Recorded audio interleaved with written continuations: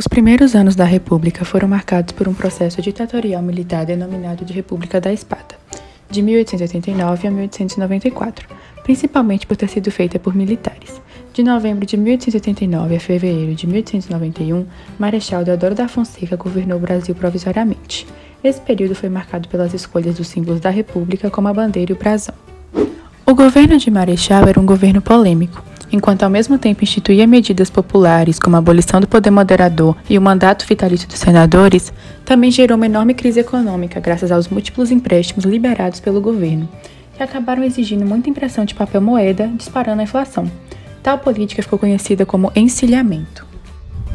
A Constituição da República dos Estados Unidos do Brasil de 1891 foi a primeira Constituição republicana do país, promulgada em 2 anos de negociações após a queda do imperador Dom Pedro II. Inspirada no exemplo norte-americano e moldada pela filosofia francesa do positivismo, a combinação única no direito público brasileiro incluía federalismo e presidencialismo. Foi a que estabeleceu as principais características do Estado brasileiro contemporâneo. Uma das primeiras e mais importantes reformas foi a separação da Igreja e do Estado, criando um regime político laico. A partir da ideia de laicidade, o Estado não permitiria a interferência de correntes religiosas em assuntos estatais, nem privilegiaria uma ou algumas religiões sobre as demais, assim não sendo mais assegurada à religião católica o status de religião oficial. Outras importantes inovações incluíam a instituição da forma federativa de Estado e da forma republicana de governo e o estabelecimento da independência dos poderes executivo, legislativo e judiciário. Realizou-se também a instituição do habeas corpus, que garantia e concedia sempre proteção à pessoa que sofresse ou achasse que sofresse alguma violência ou coação, seja por ilegalidade ou abuso de poder, inspiradas diretamente no modelo americano. Nesta época, estavam ocorrendo movimentos sociais urbanos e rurais, como a Guerra de Canudos e Contestado.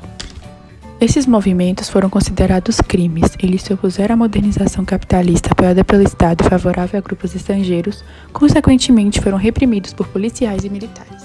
Dentro de uma sociedade profundamente dividida e antidemocrática, os efeitos do liberalismo da Constituição foram muito diferentes daqueles proclamados nos discursos.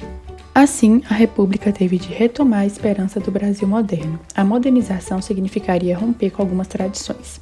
Esta difícil passagem do liberalismo para formas em que algum interesse público fosse admitido como fundamento para limitar a propriedade foi lenta em toda parte.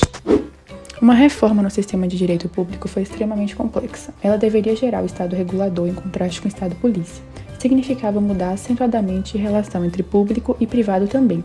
Somente nos anos 30, diante da gravidade da crise econômica e social, e pressionada pelo Executivo, que a Suprema Corte cedeu, e em 1934 começou a reconhecer as necessidades sociais. No Brasil, a introdução de um pensamento social nestes termos ocorreu debaixo de um período autoritário, e assim nossa tradição jurídica encontrou-se perplexa. A Revolução de 30, que levou ao poder de Getúlio Vargas, abriu caminho para sua permanência na chefia do Executivo por mais de uma década, usando de poderes ditatoriais. Foi também a que pôs fim à República Velha, e mais do que isso, foi o acontecimento que deu fim às articulações políticas entre as oligarquias regionais do Brasil. Com a reforma do ensino jurídico, a educação e o modelo das universidades precisavam definir-se. A administração pelo direito privado alemão era muito grande. O Estado Nacional era recente e os movimentos revolucionários, assim como os partidos socialistas, eram fortes. No direito civil, o desenvolvimento alemão mostrava vigor acadêmico e político. O papel principal do Estado na época era desempenhado pela grande burguesia liberal, que havia produzido o Estado-nação alemão. O Brasil era ainda uma terra de recente escravidão, com ressalva dos Estados Unidos. O novo ator social era o proletariado. Na República Velha, temos a vivência de todo um processo de transformações econômicas responsáveis pela industrialização do país. A organização dos operários esteve primeiramente ligada ao atendimento de suas demandas mais imediatas. No início da formação dessa classe de trabalhadores, percebemos a predominância de imigrantes europeus, que foram fortemente influenciados pelos princípios anarquistas e comunistas. Na primeira década do século XX, o Brasil já tinha um contingente operário com mais de 100 mil trabalhadores, sendo a grande maioria concentradas nos estados do Rio de Janeiro e São Paulo.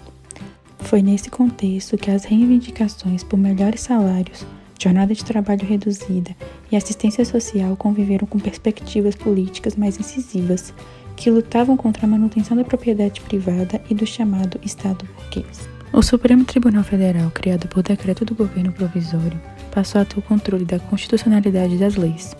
Não tinham na Primeira República. O sistema adotado é em tudo um análogo ao sistema norte-americano.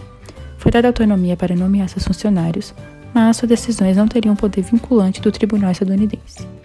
Na reforma republicana desapareceu o recurso de revista. Em seu lugar surgiu o recurso extraordinário. A grande reforma introduzida pela República foi o controle de constitucionalidade difuso.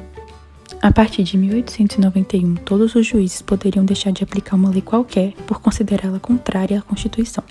O Supremo, já na Primeira República, era obrigado a conhecer repetidas vezes de assuntos semelhantes, sem dispor de um mecanismo de generalização de suas interpretações. Outra mudança substancial foi a federalização da justiça. Passou a haver uma justiça estadual e uma justiça federal. Uma série de casos mostra que a defesa de propriedade privada e da liberdade de iniciativa foi o objeto de maior reverência. Assim, a defesa de propriedade não acompanhava necessariamente a defesa da democracia política. Em termos de cultura jurídica, algumas reformas substanciais tiveram que aguardar a Revolução de 1930. As reformas legislativas na Primeira República consideraram a reforma do Código Penal, na Lei das Sociedades Anônimas, do processo civil e penal que foi delegado aos estados.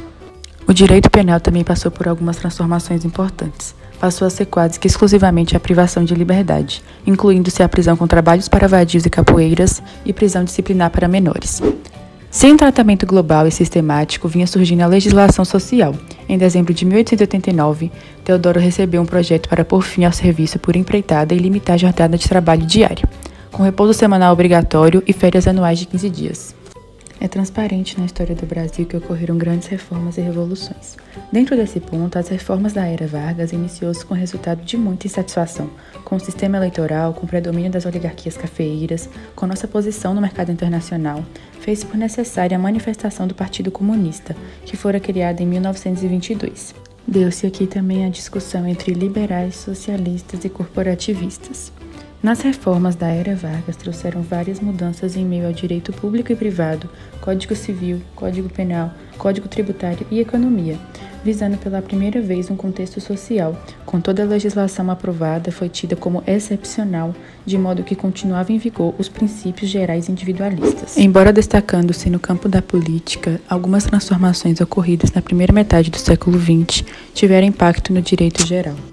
Para um panorama geral do sentido dessas transformações, é preciso olhar primeiro para o grande e essencial problema material do século: como manter e ampliar o capitalismo, cujas crises se repetiam de tantos em tantos tempos. Haviam duas perspectivas concorrentes, ou o socialismo controlando-se os bens de produção, ou o liberalismo. Para o liberalismo, o importante era garantir a execução das promessas, o arbitrariamento judicial das disputas e a livre circulação de créditos. Nas primeiras 2 décadas do século XX, o movimento operário conseguiu avanços consideráveis. A Revolução se estabeleceu no final da Primeira Guerra Mundial, e para barrá-la surgiram algumas alternativas. Uma delas foi o corporativismo, que terminou na experiência fascista. A outra foi o ensaio da social-democracia. Ao contrário do socialismo, nenhuma delas se dispôs a abolir a propriedade privada dos bens de produção. A década de 30 é marco divisor de águas na história brasileira. De um lado, um declínio de uma classe social constituída até o momento por uma elite agrária rural, os senhores do café. De outro, a ascensão da burguesia industrial e o crescimento do proletariado urbano.